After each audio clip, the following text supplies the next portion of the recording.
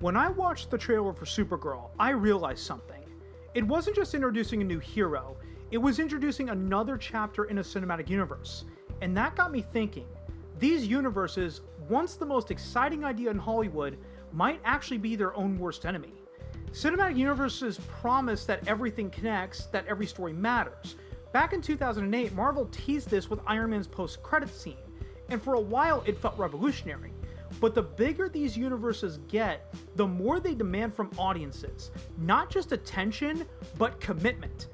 That's the fatal flaw, because when every movie, every show, every spin-off insists on being part of a larger whole, the weight of that continuity eventually becomes too much to carry.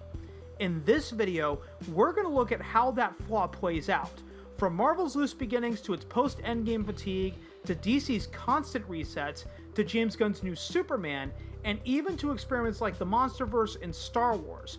Each of these franchises shows us the same truth. Universes that promise everything matters eventually collapse under the burden of their own ambition.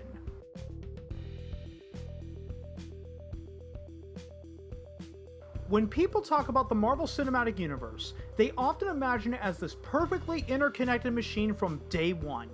But the truth is, the MCU didn't start out that way. In its early years, the connections were loose, almost optional. Take Iron Man in 2008. Yes, Nick Fury shows up in the post-credits scene to tease the Avengers, but the movie itself is completely standalone. You don't need to know anything about Thor or Captain America to enjoy Tony Stark's story. The same goes for Iron Man 2, Thor, and Captain America the First Avenger. They were building blocks, but they were still self-contained. Even the Avengers in 2012, the big payoff, was standalone enough that you could walk in cold and still follow the story. The interconnectedness was more of a bonus than a requirement.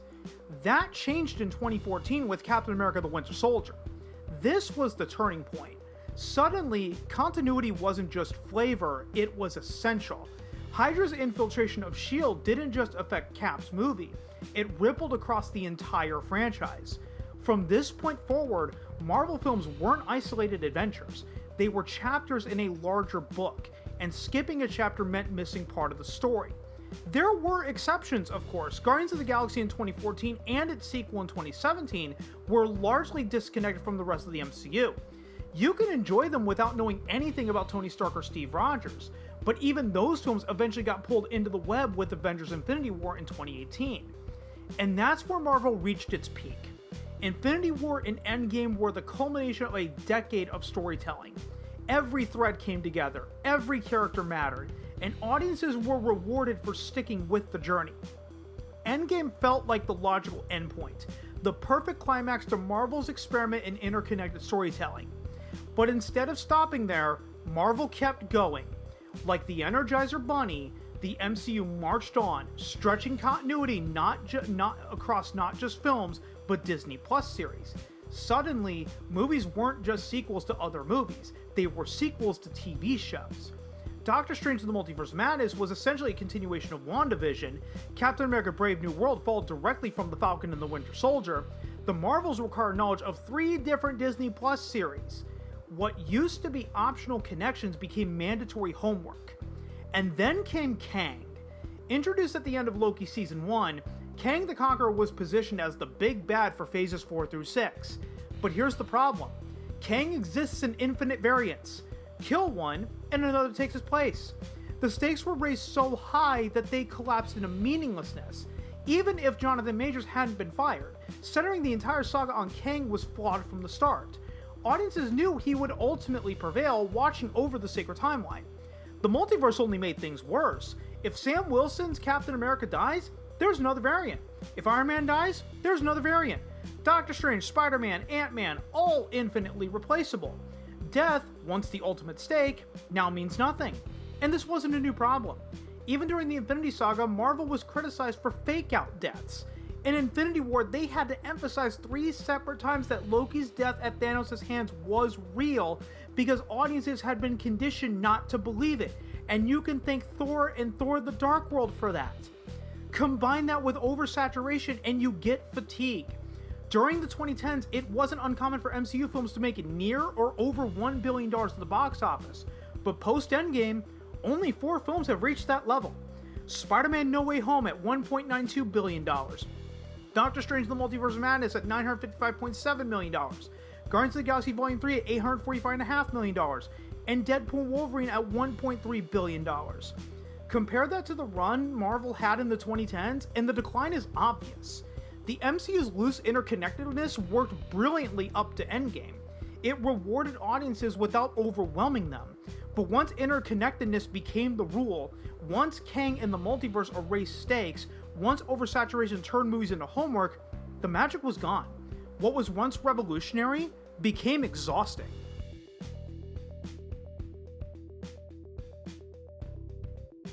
If Marvel's problem was too much interconnectedness, DC's problem was the opposite.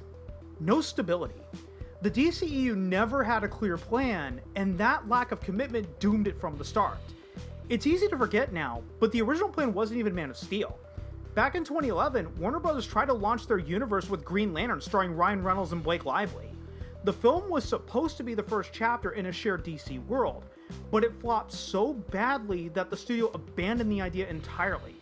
That failure meant DC had to start over, and when Man of Steel arrived in 2013, it became the new foundation. Now, whatever you think of Man of Steel, at least it was conceived as a Superman movie first. It wasn't overloaded with cameos or setups.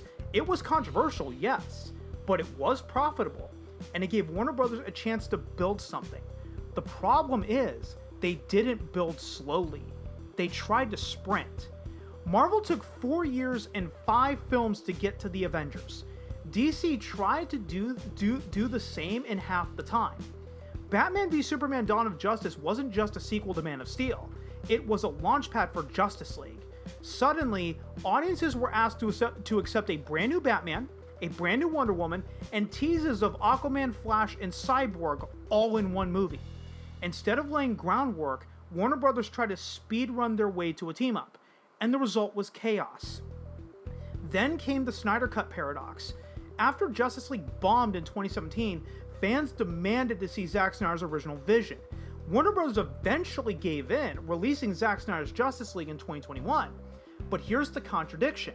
At the same time, the studio insisted they weren't continuing Snyder's version of the universe. So they gave fans what they wanted, but also told them it didn't matter. That split the audience in two. Snyder loyalists who wanted more, and casual viewers who were confused about what counted as canon. And while all this was happening, Warner Bros. Kept changing leadership. Zack Snyder, Joss Whedon, Walter Hamada, and eventually James Gunn and Peter Safran. Each brought a different vision, a different tone, a different plan. Compare that to Marvel, which had Kevin Feige steering the ship consistently for over a decade. DC never had that stability. The tonal confusion made things worse. One moment you had the grim seriousness of Batman v Superman, the next you had the lighthearted comedy of Shazam.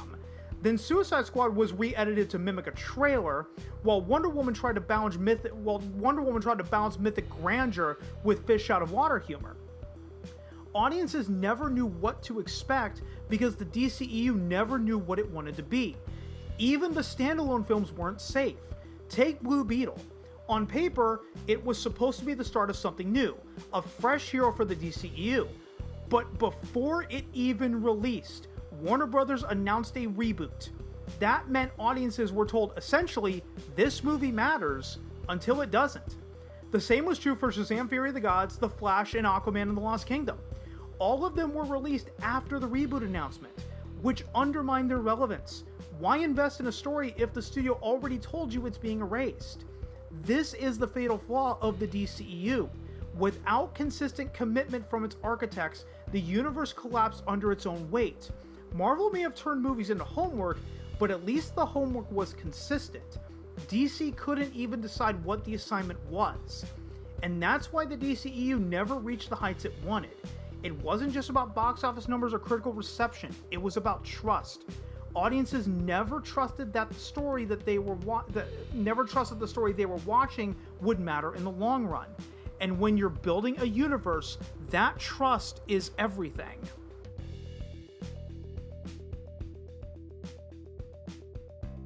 James Gunn's Superman isn't just another superhero movie. It's the first film in the rebooted DC universe released in July 2025. And while it's been praised for its grounded take on Clark Kent, the movie still carries the burden of being more than a Superman story. It's designed as the launchpad for an entire cinematic universe. That's where the tension lies.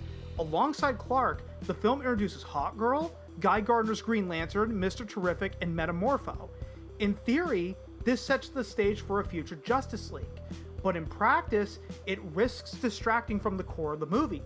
Audiences came to see Superman, his identity, his morality, his role as Earth's protector.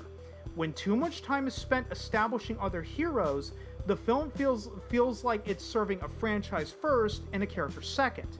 Contrast that with Man of Steel in 2013. Whatever you think of Zack Snyder's vision, that film was conceived as a Superman movie first.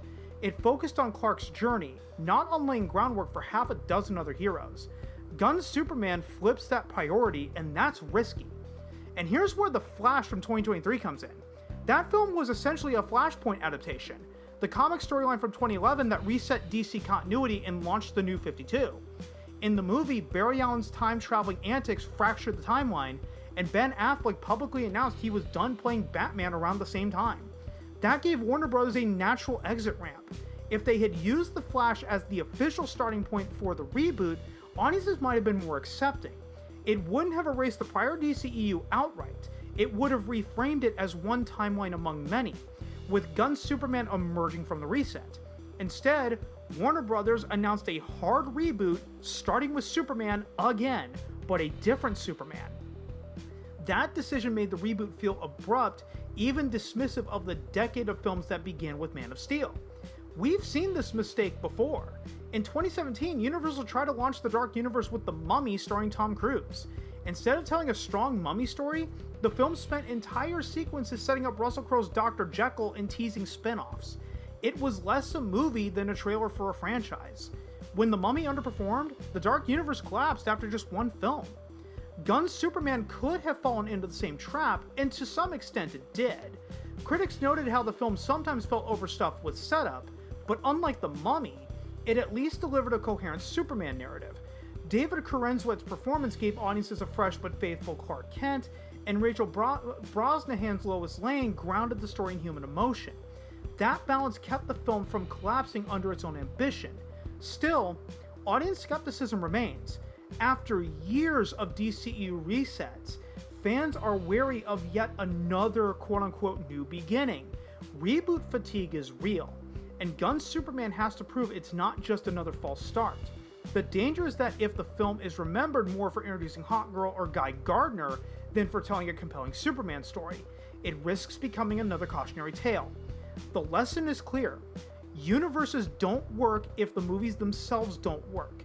Gunn's Superman may succeed as a character piece, but its long-term legacy will depend on whether audiences see it as a Superman film first, or as the opening chapter of yet another cinematic universe.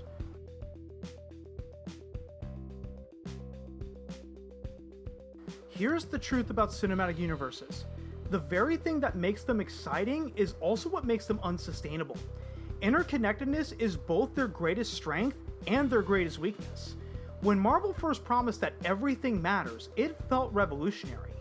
Audiences were thrilled to see Iron Man cross paths with Captain America, or Thor fight alongside the Hulk. DC tried to capture that same magic with Batman and Superman. Other studios chased it with monsters, robots, and even classic horror icons. But here's the fatal flaw. Once you tell audiences that every installment matters, you're also telling them that every failure matters. Think about it. In a standalone franchise, a weak sequel can be ignored. If Thor: The Dark World had just been another Thor movie, it might have faded quietly into obscurity. But because it was part of the MCU, its events had ripple effects across the entire universe. Suddenly, a mediocre film wasn't just a disappointment, it was a liability. The same goes for DC. When The Flash stumbled, it didn't just hurt one character, it undermined the credibility of the entire reboot. And here's where the contradiction becomes glaring. The Flash that released in 2023 was essentially a Flashpoint adaptation, a storyline designed to reset continuity. It was the perfect opportunity to transition into a new universe organically. But Warner Bros. Had already announced a hard reboot in January 2023, right after Black Adam bombed at the box office. James Gunn and Peter Safran revealed their new DCU slate before The Flash even hit theaters. That meant audiences knew the movie didn't matter. It was marketed as the grounds for a reboot, but in reality, the reboot was already in motion. The film became obsolete before it was released. This is the fatal flaw in action. Universes promise that everything matters, but studios constantly break that promise. Batgirl was filmed but never released. Inhumans was announced as a movie, then downgraded to a failed TV show. Blue Beetle was marketed as the future of DC, only to be erased by Gunn's Reboot. Each abandoned project weakens the trust between studio and audience. Continuity stretched across films and TV only make this worse. Marvel's integration of Disney Plus shows turned movies into sequels of television series. DC tried to juggle theatrical releases with streaming spin-offs. The MonsterVerse scattered itself across HBO Max, Apple TV Plus, and Netflix. Star Wars expanded into Disney Plus with The Mandalorian, Ahsoka, and Andor. The result is fragmentation. Audiences are asked not just to watch movies, but to subscribe to multiple platforms, keep up with multiple storylines, and remember every detail. It's exhausting. And that exhaustion leads to the inevitable reboots. Because once continuity becomes too tangled, the only solution is to start over. Marvel will eventually reboot. DC already has multiple times. Star Wars keeps reinventing itself. The promise of everything matters always ends with none of it matters anymore. This is where audience fatigue comes in. It's not just about money or time, it's about cultural dominance. Universes demand too much commitment, and eventually audiences stop caring. We've seen this pattern before, not just in movies, but in television. Take Rick and Morty. For its first 3 or 4 seasons, it was everywhere. Memes, merchandise, endless online debates. It dominated the cultural conversation. But over time, the hype faded. New episodes still air, but they don't command the zeitgeist the way they once did. Or Family Guy. In the early 2000s, it was a juggernaut, revived from cancellation by sheer fan demand. Today, it's still running, but it's background noise.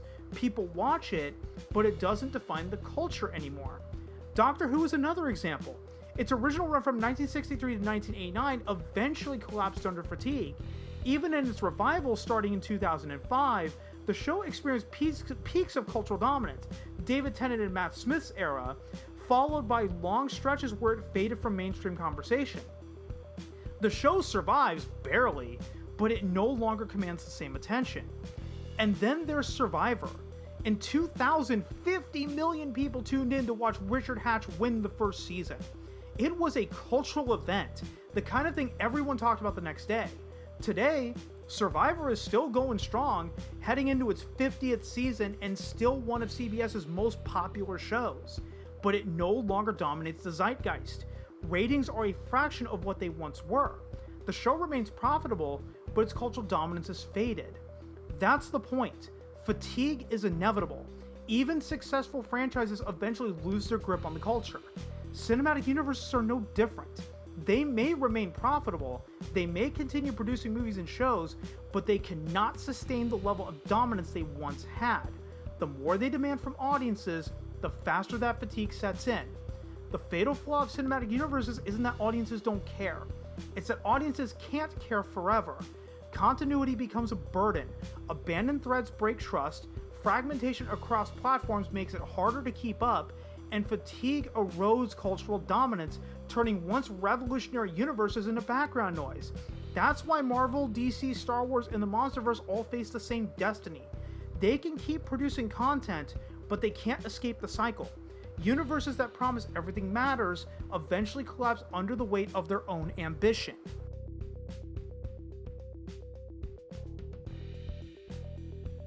When we look back at the rise of cinematic universes, it's easy to see why they capture our imagination. They promise something bigger than a single film, something more ambitious than a trilogy. They promised a world where every story mattered, where every character was part of a grand design. For a time, that promise felt like the future of cinema. But what we've seen across Marvel, DC, Star Wars, the MonsterVerse, and even experiments like the Dark Universe, is that the very thing that makes universes exciting is also what makes them fragile. Interconnectedness is a double-edged sword. It rewards audiences for paying attention, but it punishes them for falling behind. It creates spectacle, but it also creates fatigue. The MCU showed us how thrilling interconnected storytelling could be, culminating, if I can talk today, in Infinity War and Endgame. But it also showed us how quickly that thrill can fade when continuity becomes homework. The DCEU revealed the dangers of instability, of rushing to catch up, of constant resets, of promising universes without delivering trust. Gunn's Superman demonstrated how even a strong film can be burdened when it's tasked with launching a franchise instead of simply telling a story. And the broader examples, from Survivor's fading cultural dominance to Doctor Who's cycles of fatigue, remind us that no franchise, no matter how beloved, can sustain cultural dominance forever. The lesson isn't that audiences don't care, it's that audiences can't care indefinitely.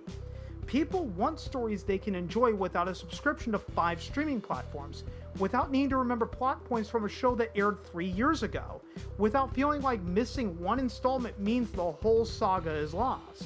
Cinematic universes ask too much, and when they do, audiences eventually step back. That's why reboots are inevitable. Continuity becomes tangled, fatigue sets in, and the only way forward is to start over. Marvel will face this sooner or later. DC already has. Star Wars keeps reinventing itself. The cycle is unavoidable because universes are built on a paradox. They promise permanence, but they survive only through reinvention. So where does that leave us? It leaves us with a reminder of what made movies magical in the first place. Not universes, not continuity, not homework, but stories. Standalone stories that could be enjoyed on their own terms. Stories that didn't demand commitment, but invited it. Stories that could dominate the culture for a moment, then live on without needing endless sequels to justify their existence. Cinematic universes aren't going away. Studios will keep chasing them because the potential rewards are enormous, but the fatal flaw will always remain. The more they demand, the less audiences can give, and eventually, every universe collapses under the weight of its own ambition. That's the story here. Not just the MCU or the DCEU, not just Superman or the Flash, not just Star Wars or the MonsterVerse. The story is about the limits of audience commitment and the inevitability of fatigue. Cinematic universes promise that everything matters, but in the end, what matters most is the story in front of us, the one we can enjoy without needing to carry the weight of an entire universe on our shoulders.